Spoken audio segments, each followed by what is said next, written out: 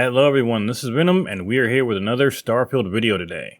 Now today we're going to go over 10 things that I would like to see added to Starfield, either as a feature in later patches, as a DLC, or as a mod.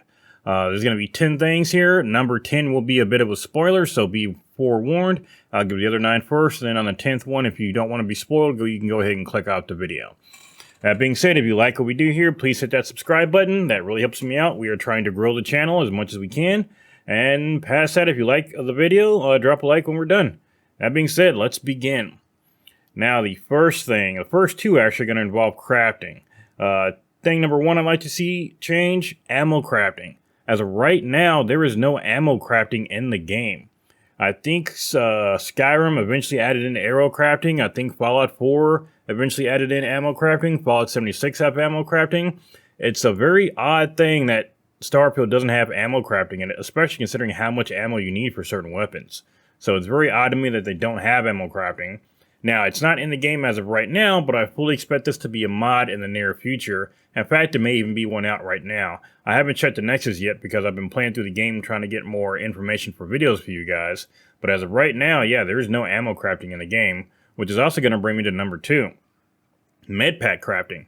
There are 3 or 4 different kinds of med packs in the game, but as of right now, you can make pretty much everything else except actual healing med packs. So that's something else. It's a very odd thing that they did. Again, in Fallout, you can make stim packs. So it's very weird. It almost seems like they're going in reverse to not allow us to make med packs. You can craft so many other things in the game and build so many things. It's very odd that we can't make med packs. So that's something else that, 1, I would like in the game, but 2, even if they don't add it in officially, I fully expect there to be a mod to rectify that in the near future if it's not already there.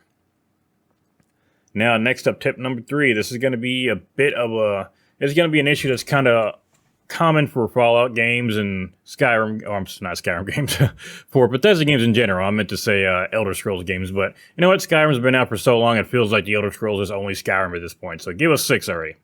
But my number 3 is higher shop budgets with both money and resources, and ammo. So there's a bit of an issue in the game where most shops, I think the highest amount of money I've seen in the shop right now is 11,000. Normally they have around 5,000 or so. That's not a lot when you're trying to sell a lot of stuff. Now you can get around that by waiting for 2 days in game, but what's the point of that? Just give us a higher budget or give us an infinite budget. Give these guys more money to work with. Technically, we have infinite money available right now because we can just rest for 2 days in the shop or refresh his budget. But if that be the case, if it's so easy for them to refresh, just go ahead and give them an infinite budget. Let us go ahead and offload everything. We're going to do it anyway. All you're really doing is making us take time out of the game to wait for them to refresh and get more money to sell additional items. Which also brings me to resources and ammo. I get having, only individual like weapons and things because they have, individual mods on them, and same thing with armor. But resources and ammo, go ahead and give us infinite of that too. If a shop sells a resource or ammo, then go ahead and give them an infinite amount to sell to us. Because again, we can wait 2 days and they'll refresh it, so you may as well go ahead and give them an infinite stock of it. Now, number 4, this is one that I honestly didn't notice at first, but I would have eventually, but I did see a few people notice this one pretty much right away. And that is, there is no area map in the game. We have a map of the galaxy. We have a map of the individual star systems. We have a map of the landing zones of the planets. We've even got a fast travel map for each planet, but we don't actually have an area map that shows you where the shops are at. Now, I do know for a fact that there are mods currently out right now or being worked on to rectify this, but this is something that really should be a basic in the game. And if you haven't noticed, a lot of these issues I've brought up so far that I'd like to see in the game are things that really should have made it in there to begin with. Like it feels like the game has gone backwards because these things aren't in there. So that's another one that really needs to be in the game. Next up, letting us upgrade our powers using quantum essence. Now this is not really a spoiler because you're going to get this fairly in the middle of your journey or so. But whenever you kill a Starborn, they actually drop an item called quantum essence. Now for those that don't know, if you go to your powers page, you can actually use a quantum essence. It shows you in the bottom right, I believe, how many you have. But the only thing this item does is recharge your powers faster. Now, I mean, this is one of those items where you're going to get a lot of, but probably never use. You're just going to hoard it. What they should really let us do is upgrade our powers using this. Now, there is a way to upgrade the powers in the game, but that's going to be in spoiler territory at the end there. But I'd say let us use the Quantum Essence to upgrade our powers directly, kind of like how you did Dragon Souls in Skyrim. I'd say even make us have to go back to the original temple, even if you make us do the puzzle again, which is not, it's not really a puzzle, but even if you make us reactivate it again, let us use the Quantum Essence to upgrade our powers. Now, number 6. Again, this one is going to be a bit of a hot button topic because they just talked about this, and that is using vehicles in the game.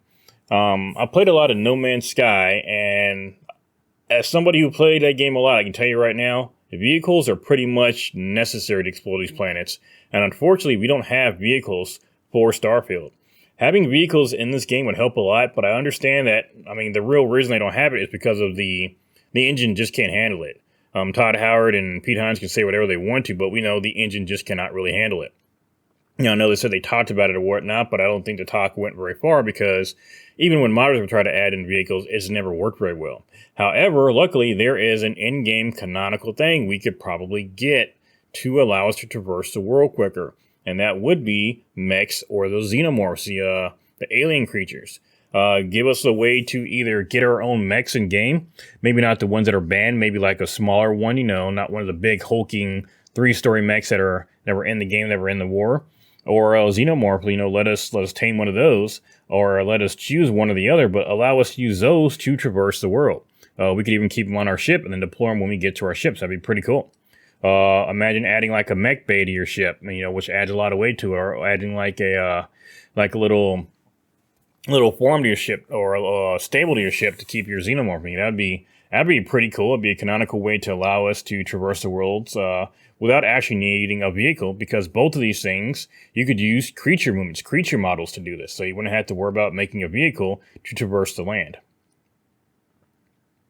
Now, the next thing I would like to see, once you get in and out of your cockpit for the first time, or even a new one for the first time, you should be able to either skip that animation altogether or just have it not play. Just let me hit E, let me get in there, and be done. I don't like having to get in and out and wait for my character to slowly get in or get out of my cockpit every time, especially when I accidentally get out of it in the middle of combat or in the middle of somebody trying to hail me, and now I've got to spend 30 seconds getting out and then getting back in, and then hopefully I can get back in time before they try to blow me out of the sky.